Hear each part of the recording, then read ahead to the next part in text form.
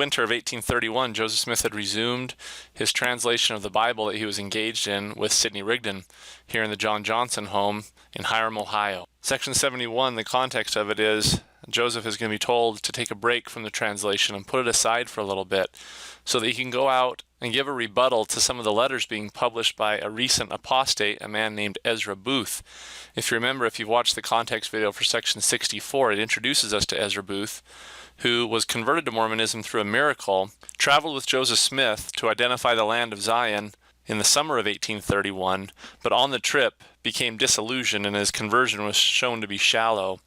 He became critical of Joseph and his revelations and his intents. When they returned from the trip, as you can see here, on September 6th of 1831, Ezra Booth was silenced from preaching.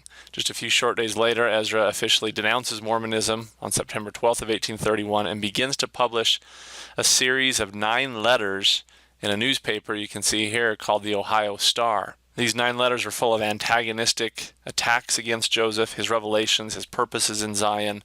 Many of those letters, by the way, and their content are going to find their way into the first official anti-Mormon publication, book form anyway, 1834's Mormonism Unveiled by E.D. Howe. He draws a lot on Ezra Booth's apostate letters.